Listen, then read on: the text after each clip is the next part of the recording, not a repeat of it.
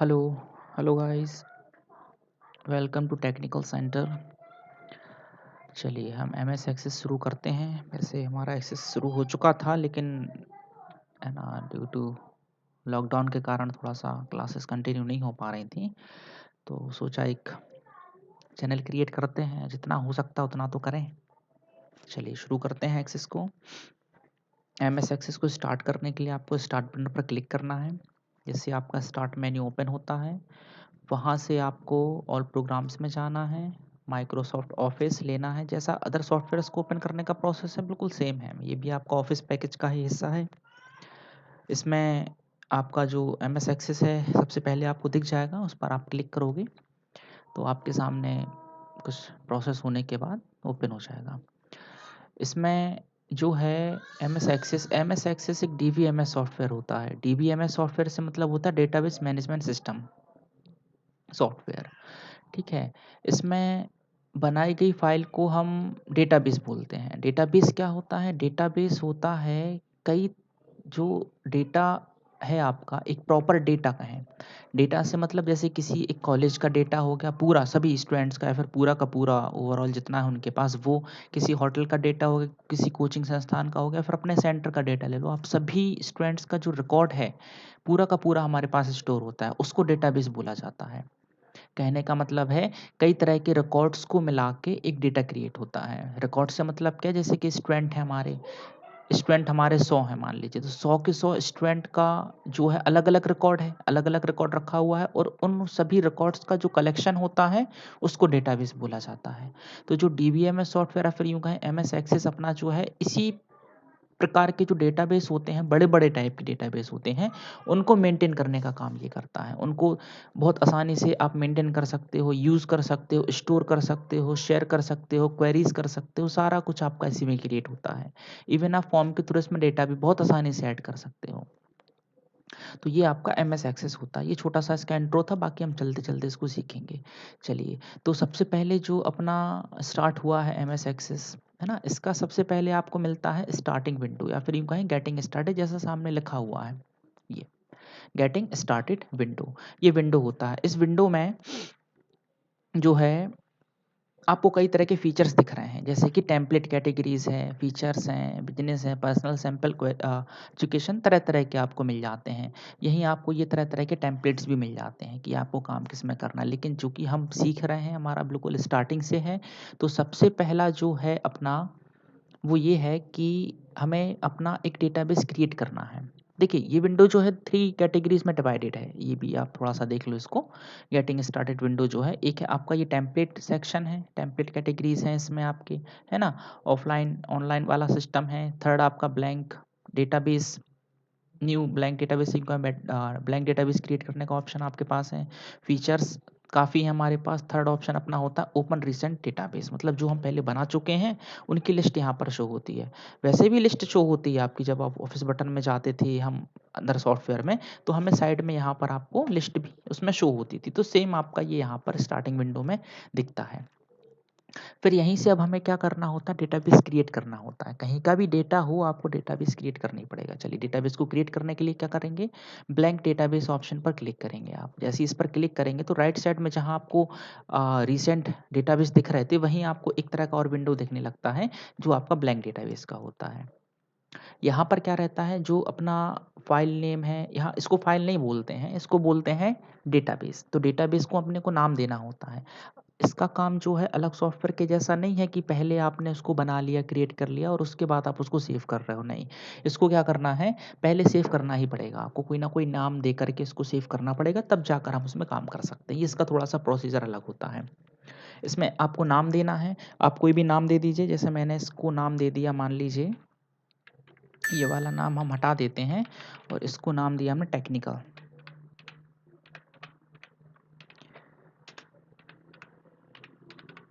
Centre, नाम इसको दे दिया। अब देखिए, इसका जो पाथ है अदर सॉफ्टवेयर के जैसा ही है, इसका पाथ भी, कि कहाँ बाय डिफ़ॉल्ट जाके स्टोर होगा, ये डॉक्यूमेंट्स में ही जाके स्टोर होगा ड्राइव सी के अंदर, अगर आप कोई पाथ नहीं देते, कोई लोकेशन आप सेट नहीं करते हैं तो।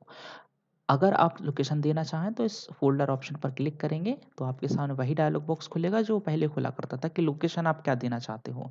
डेस्कटॉप पर रखना चाहते हो, कंप्यूटर में किसी ड्राइव के अंदर रखना चाहते हो, जहाँ मर्ज़ी आप रखना चाहो रख सकते हो, है ना? हम इसको फ़िलहाल कहाँ रख लेते हैं, वहीं ड्राइव सी के अंदर ही इसको रखते हैं डॉक्यूमेंट्स के अंदर। सही है? आपने फिर क्रिएट बटन पर क्लिक कर देना है। जैसे ही आप क्रिएट बटन पर क्लिक करोगे अब आपके सामने एप्लीकेशन विंडो शो होता है। ये एप्लीकेशन विंडो एमएस एक्सेस का होता है। जैसा स्टार्टिंग से देखते चले आ रहे हैं। अब इसमें जो है, जो एप्लीकेशन विंडो के कंपोनेंट्स हैं, फिर टर्मिनोलॉजीज़ हैं, वो सारी सेम हैं लगभग, है ना?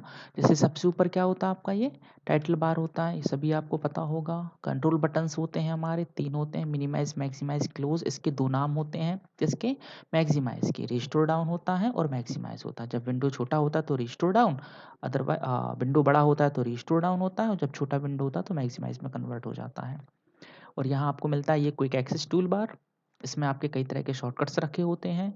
ये आपको ऑफिस बटन वही मिलता है जिसमें आपके बेसिक फाइल ऑप्शन होते हैं। आपको मेन्यू बार मिलता है ना? ये मेन्यू बार है, यहाँ पर आपके ये मेन्यूज रखे हैं, इन्हीं को मेन्यूज या फिर टैब्स बोलते हैं। हर एक टैब का अपना एक रिबन होता है, जैसा कि हम पढ़ते आ रहे हैं। रिबन, उसमें ये ब्लॉक्स पाए जाते हैं, ये ब्लॉक्स कहलाते हैं। इन्हीं ब्लॉक्स को क्या बोलते हैं? लाइब्रेरी भी बोलते हैं। सही है? उसके बाद आपको मिलता है डॉक्यूमेंट विंडो, जहाँ आप काम करना शुरू करोगे। ये आपका डॉक्यूमेंट विंडो होता है। ठीक है?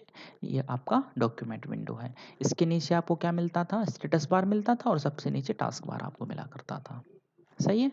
ये सारी चीज़ें अपनी पहले से थी और बाकी फिर आपको कुछ नया मिलेगा तो देखते हैं उसमें। अब आगे जो है, सबसे पहला काम इसमें अपना होता है टेबल को क्रिएट करना। ठीक है? टेबल को क्रिएट करना। जैसे टेबल ही क्रिएट क्यों करनी है? जैसे एक्सेल में हमें काम करने के लिए सबसे पहले कोई डेटा चाहिए, तब तो हम उसमें काम कर पाएँगे। डेटा होना बहुत आवश्यक है, वैसे ही यहाँ भी आपको कम से कम एक डेटा तो होना चाहिए। क यूँ कहें कि कच्चा माल जो कहते हैं, कि आप कहीं जैसे किसी आप मान लीजिए कोचिंग संस्थान में बैठ गए, है ना? वहाँ का डेटा आप लेकर के आ रहे हो, वहाँ अपने डेटा को एंटर करना शुरू किया, फिर बाद में आप उस पर काम करोगे, जैसे फॉर्म बनाओगे, क्वेरी लगाओगे, क्वेश्चनिंग करोगे, वो अलग चीज़ होती है। लेकिन सबसे पहला जो बेस होता है, बेसिक होता है, वो टेबल से शुरू होता है, तो इसमें आपको टेबल बनानी होती है। टेबल यहाँ पर आपकी 2 तरह से बनेगी। 2 तरह से तो नहीं कह सकते, एक प्रकार से डिज़ाइन होगी, दूसरी तरह से डेटा आपका एंटर होगा। तो पहला जो व्यू आपको सबसे पहला दिख रहा है सामने, जो बाय डिफ़ॉल्ट जो दिख रहा है, एक प्रकार का एक्सेल जैसा विंडो दिख रहा है, इसको डेटा शीट व्यू बोलते हैं। डेटा शीट व्यू से क्या मतलब है? जैसे होम टैब में आप गए, होम टैब में सबसे पहला ब्लॉक आपको मिला व्यूज़, व्यूज़ में आपको मिलेगा व्यू में 2, पहला डेटा शीट व्यू, दूसरा मिलेगा designing view. Data sheet view जैसा आपको दिख रहा है, एक्सेल का विंडो जैसा है, बिल्कुल सेम है, जिसमें रो और कॉलम आपके बिल्कुल बराबर हैं। जैसे उसमें रहते हैं वैसे ही आपके मतलब एक्सेल के जैसे ही आपके एक्सेस में भी रहेंगे। तो यहाँ आपके जो हैं रो और कॉलम उसके जैसे ही हैं, लेकिन यहाँ पर इनको रो और कॉलम नहीं बोला जाता है, इनको बोलते हैं हम, जैसे ये कॉलम है, ये भी कॉलम है, तो इन कॉलम्स को यहाँ पर बोला जाता है फ़ील्ड और जो रो होते हैं उन रो को यहाँ पर बोला जाता है रिकॉर्ड। मतलब एक स्टूडेंट का पूरा रिकॉर्ड होगा, ये उसके फ़ील्ड होते हैं। मान लीजिए उसका फ़ील्ड है, जैसे ये पहला फ़ील्ड बाय डिफ़ॉल्ट आपको मिल रहा है आईडी, आपने दूसरा फ़ील्ड ले लिया, इधर आप डबल क्लिक करिए और आप उसका नेम चेंज करा सकते हैं। जैसे हमने क्या ले लिया? नेम ले लिया, आप आगे बढ़े। ठीक है, इसको ओके करेंगे तो ये खुल जाएगा, ओके करेंगे आगे बढ़ेगा। नेम ले लिया आपने, सिटी आपने ले ली, देखिए फ़ील्ड आपका आगे बढ़ता चला जा रहा है, ये फ़ील्ड कहलाते हैं। ये पूरा रिकॉर्ड होगा, मान लीजिए आपने इधर एक नेम ऐड किया, कोई भी नेम आपने डाला, मान लीजिए आपने लिखा राम, तो यहाँ पर राम का पूरा रिकॉर्ड होगा, किस सिटी से बिलॉन्ग करता है, क्या नहीं है, ये सारी चीज़ें आपकी किस में होंगी? ये रिकॉर्ड में होती हैं। रिकॉर्ड्स मीन्स यहाँ पर रो, सही है? और फ़ील्ड मतलब कॉलम, बस इतना ये अंतर हो जाता है, बाकी सब सेम रहता है। और यहाँ पर आप ऐसे भी काम कर सकते हो, लेकिन इधर ये होगा कि जब तक आप एक रिकॉर्ड फ़िल नहीं करोगे, तब तक आपको दूसरा न्यू रिकॉर्ड नहीं मिलेगा फ़िल करने के लिए। आप ऐसे कहीं भी क्लिक करके काम नहीं कर सकते इधर। इधर आपको क्या करना पड़ेगा, एक भरना पड़ेगा, फिर दूसरा मिलेगा। ठीक है? तो चलिए इसको, ये तो हुआ डेटा शीट व्यू में रह के काम करना, डायरेक्टली आप कर रहे हो। लेकिन इसमें मेनली जो रहता है, एक रहता है डिज़ाइनिंग व्यू। डिज़ाइनिंग व्यू से क्या मतलब होता है कि आप अपनी टेबल को डिज़ाइन कर सकते हो। कैसे करोगे? आपको डिज़ाइनिंग व्यू में जाना है। डिज़ाइनिंग व्यू में जाने से आपको पहले उसको सेव करना पड़ेगा, कोई भी नाम दे दो उसको आप, है ना? मान लीजिए हमने इसको क्या नाम दे दिया? हमने दे दिया स्टूडेंट्स हमने इसको नाम दे दिया। स्टूडेंट्स नाम देने के बाद आप क्या कर दीजिए, इसको ओके कर दीजिए, तो ये सेव हो जाएगी। ये हो गया। ये आप पहुंच गए कहाँ, डिजाइनिंग व्यू में पहुंच गए। टेबल का देखिए अभी हमने जो नेम मतलब फील्ड नेम दिए थे ना, आईडी ऑलरेडी था, सिटी नेम हम दिए थे, सिटी हमने दिया था, ये हमने दे दिए थे, है ना। अब देखिए इसको थोड़ा सा और हम समझते हैं कि क्या करना है क्या नहीं करना है। जैसे कि आईडी आपने लिया, बाय डिफॉल्ट मिला, अच्छी बात है, कोई दिक्कत नहीं है। इधर एक की बना हुआ है, कि ये प्राइमरी की कहलाता है, ये आगे बताएंगे हम इसका यूज़ करना आपको कैसे करते हैं। इसका जो है इधर ये जो विंडो आपका है डिजाइनिंग व्यू का, ये 4 पार्ट्स में डिवाइड होता है। जैसे सबसे पहला होता है फील्ड नेम, देना कंपलसरी होता है। दूसरा होता है डेटा टाइप, ये भी देना इंपॉर्टेंट होता है। थर्ड होता है डिस्क्रिप्शन, ये मतलब इंपॉर्टेंट नहीं होता, अगर आप देना चाहो तो दे सकते हो। जैसे कि फॉर एग्जांपल अगर आप नाम ले रहे हो, है ना, नेम आप ले रहे हो, तो आप नेम किसके ले रहे हो, है ना। तो नेम मान लो आप क्या ले रहे हो, स्टूडेंट्स के ले रहे हो, लिख दो स्टूडेंट्स नेम। आप अपने कॉलेज के ले रहे हो, लिख दो कॉलिग्स नेम। आप अपने किसी क्लासमेट्स के नेम ले रहे हो, यहाँ पर क्लासमेट्स आप लिख सकते हो। ये आप पर डिपेंड करता है, अगर आप देना चाहो डिस्क्रिप्शन तो दे सकते हो। ठीक है। फोर्थ पोर्शन जो होता है वो होता है फील्ड प्रॉपर्टीज। फील्ड प्रॉपर्टीज से मतलब है कि जो आप डेटा टाइप सेलेक्ट करोगे ना, ये उसके हिसाब से चेंज होते हैं प्रॉपर्टीज़, कि आप इस डेटा टाइप के लिए कौन कौन से ऑप्शन एक्टिवेट कर सकते हो, कौन कौन से ऑप्शन डीएक्टिवेट कर सकते हो, मतलब इसको प्रकार से ऑपरेट कैसे आप कर सकते हो, उसके लिए प्रॉपर्टीज़ होते हैं। तो ये हम आगे सीखेंगे। अभी हम इन दोनों पर फोकस करते हैं, फील्ड नेम और डेटा टाइप, ये हम आपको समझाते हैं। चलिए, फील्ड नेम में आपने सबसे पहले क्या ले लिया था, नेम। नेम आप ले लिए, अच्छी बात है। नेम को आपने किस में रखा, टेक्स्ट में रखा। अब नेम वाला जो फील्ड बॉक्स है आपका, इधर आप 64 कैरेक्टर रख सकते हो, 64 कैरेक्टर तक लिख सकते हो। जैसे कि नेम लिखा है, तो नेम में कितने कैरेक्टर है, नेम शब्द में, नेम वर्ड में 4 कैरेक्टर, NAME, तो ये 4 आप कैरेक्टर इधर रख सकते हो। अगर आपने इधर और बड़ा करना है तो बड़ा करने से मतलब है सिर्फ 64 कैरेक्टर ही आपके लिखे जाएंगे, इससे ज़्यादा आप नहीं लिख पाओगे, है ना। चलिए, वैसे 64 कैरेक्टर बहुत होता है, उसके अंदर ही आपका काम हो जाएगा। तो नेम के लिए आप किस में लिख सकते हो, टेक्स्ट में लिख सकते हो। आपने टेक्स्ट दे दिया, ठीक है। टेक्स्ट दिया, टेक्स्ट की जो इसकी भी जो लेंथ है वो फिक्स है, इसकी लेंथ है 255 कैरेक्टर। 255 कैरेक्टर मतलब आपका नाम है जो 255 कैरेक्टर तक जा सकता है विथ स्पेस। वैसे इतने में ही आपका काम हो जाता है, लेकिन अगर आपको लगता है कि नहीं ये रेंज बढ़नी चाहिए, तो आपके पास दूसरा डेटा टाइप होता है जो कहलाता है मेमो। आप मेमो भी ले सकते हो। टेक्स्ट और मेमो डेटा टाइप जो रहते हैं, सेम बिहेव करते हैं। ये जो डेटा टाइप है आप ऐसे समझो, जैसे एक्सेल में हम काम कर रहे थे, तो हमने जैसे मोबाइल नंबर के लिए क्या लिया था, नंबर लिया था, है ना। हमने नेम के लिए, सिटी वगैरह के लिए कुछ अलग से नहीं लिया था। हमने नेम के लिए टेक्स्ट नॉर्मली लिख रहे थे। फ़ोन नंबर के लिए क्या लिख रहे थे, उसके लिए हम नंबर फील्ड वैलिडेट कर रहे थे।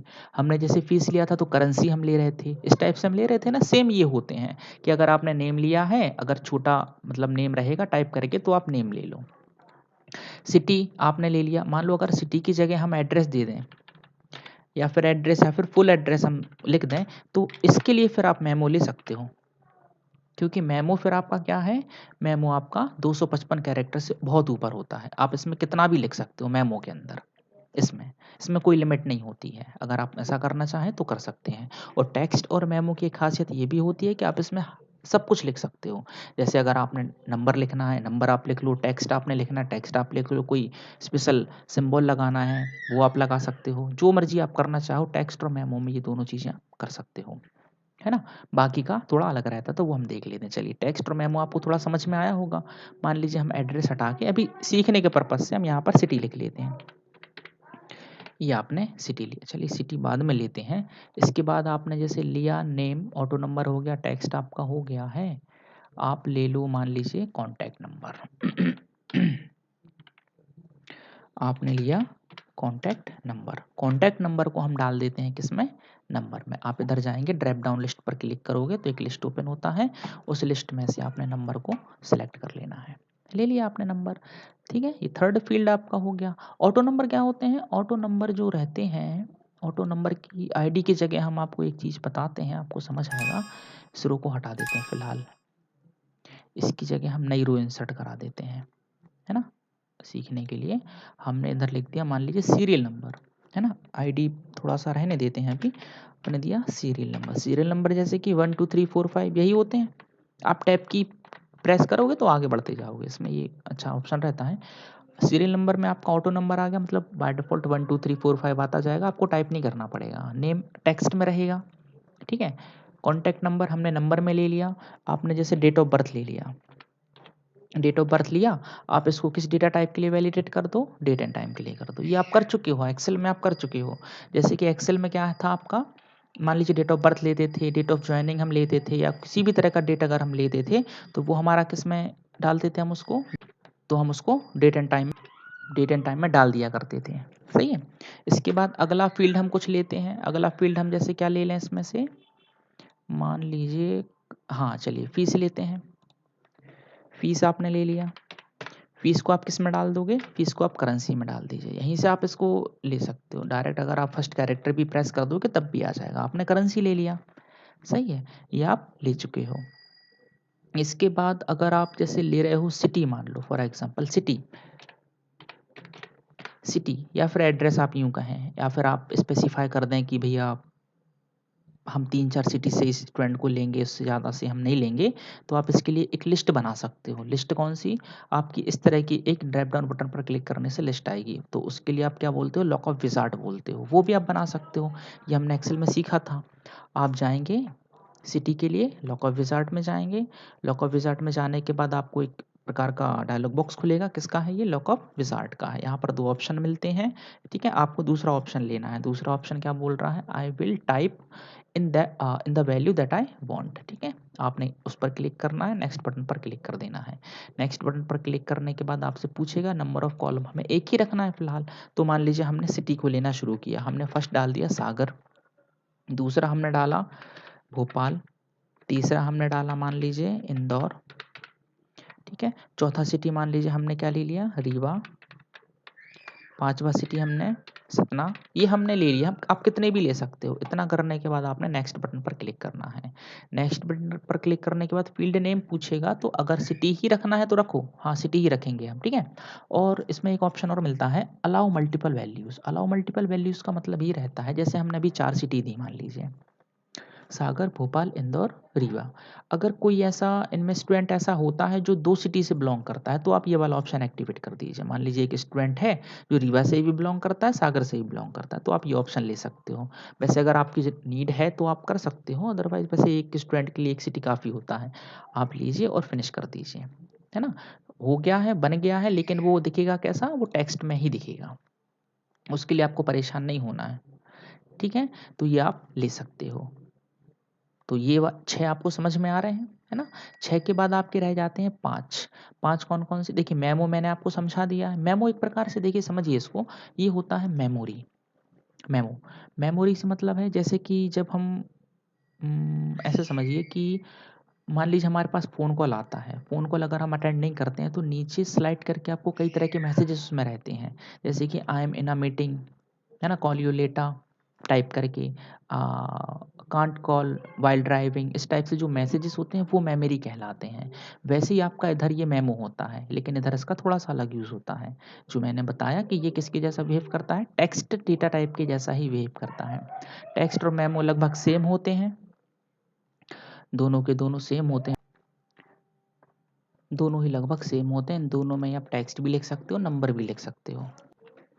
चलिए, इतना सब होने के बाद आपको क्या करना है? इसको सेव कर देना है। सेव आप कैसे कर या तो यहाँ पर डबल क्लिक कर लो, या फिर सेव कर दो डायरेक्ट, आपको ये आता है, या फिर आप क्या कर सकते हो? व्यू पर डायरेक्ट क्लिक कर सकते हो। तो पूछेगा you must first save the table, आपने इसको यस कर देना है। यस कर दोगे तो ये सेव हो जाएगा।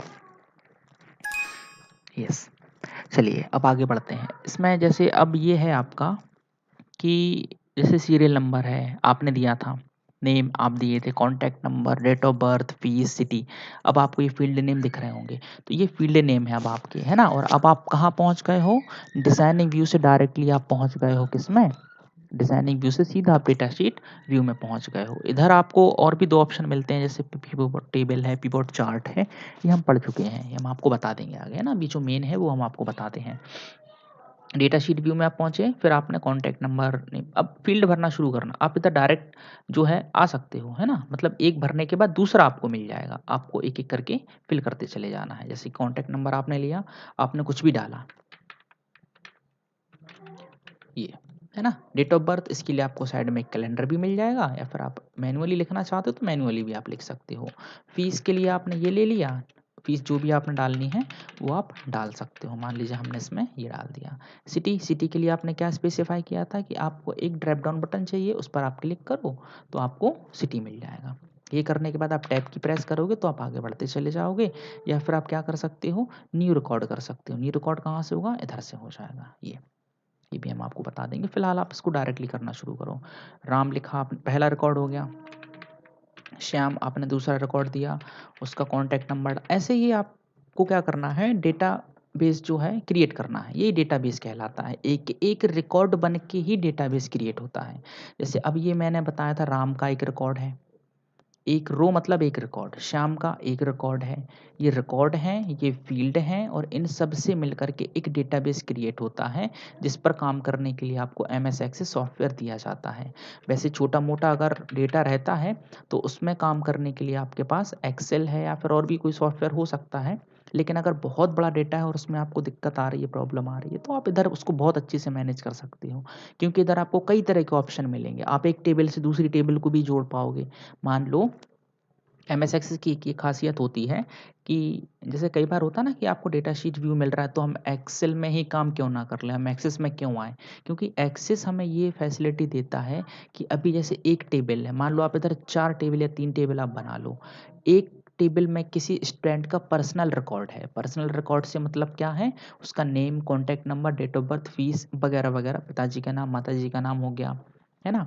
कहाँ रहता है, क्या है, पिन कोड, ये सारी पर्सनल इन्फॉर्मेशन उसकी हो गई एक टेबल के अंदर, टेबल नंबर 1 में मान लीजिए। टेबल नंबर 2 आप बनाते हो, उसमें उसकी प्रोफ़ेशनल इन्फॉर्मेशन है, काम क्या करता है, कहाँ करता है, किस पोस्ट पर है, कब से है, सारी चीज़ें। और आप एक टेबल में रहते हुए राम का सारा रिकॉर्ड देखना चाहते हो। पर्सनल भी देखना चाहते हो, प्रोफ़ेशनल भी देखना चाहते हो, कुछ और करता है तो वो भी आप देखना चाहते हो।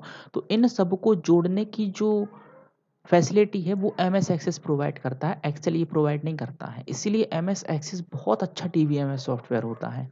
ये क्या करता है, बहुत बड़े डेटाबेस को बहुत आसानी से मैनेज करा देता है। ये इसकी खासियत होती है। तो इसमें आपको क्या करना है, जैसा मैंने बताया, छोटा-छोटा करना है। मतलब जो अभी बताया है सिर्फ़ टेबल को डिज़ाइन करना, उसके कुछ डेटा टाइप्स पर काम करना, उनको समझना और उस हिसाब से डेटा शीट व्यू में आना और इस तरह से एक टेबल क्रिएट करना, ये आपका काम होता है।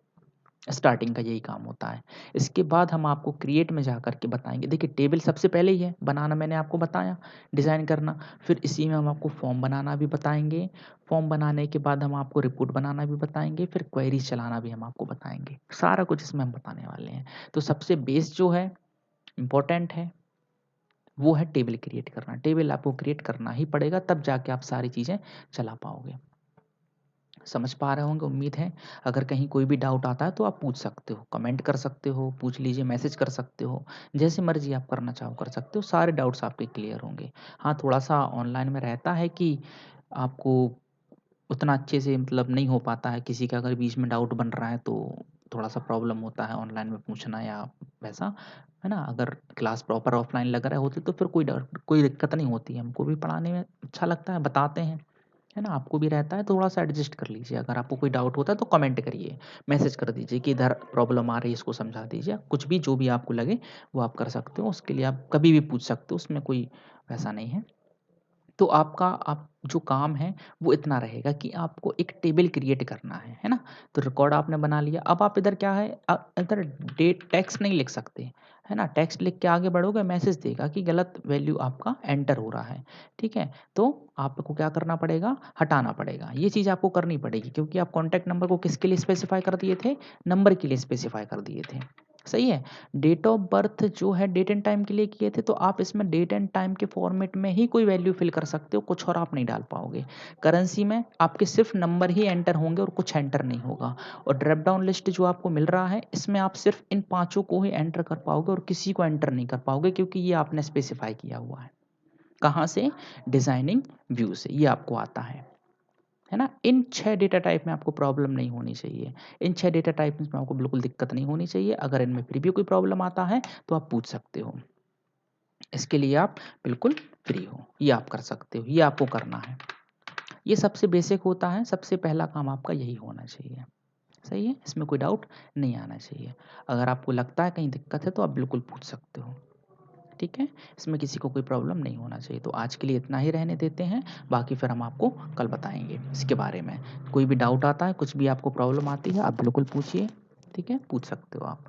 चलिए, हाँ, अगर ये वीडियो आपको अच्छा लगा है तो प्लीज़ लाइक करिए, शेयर करिए और चैनल को सब्सक्राइब कर लीजिए और बेल आइकन को प्रेस कर लीजिए। आपको सारे के सारे वीडियोज़ टाइम टू टाइम मिलते रहेंगे। इसको अभी हमने शुरू किया है, अभी स्टार्टिंग है तो थोड़ा-सा आपको अगर लगे वैसा तो आप 1-2 बार इसको रिपीट करके देखिए, कहीं डाउट है तो पूछिए। अभी हम धीरे-धीरे इसमें आगे बढ़ने वाले हैं। इसमें बहुत अच्छी-अच्छी चीज़ें हम आपको बताएँगे कि एक्सेल से बेटर क्यों है, ठीक है? इसमें अगर किसी को कोई डाउट रहता है तो बेशक पूछ सकता है। चलिए, thank you. Have a nice day.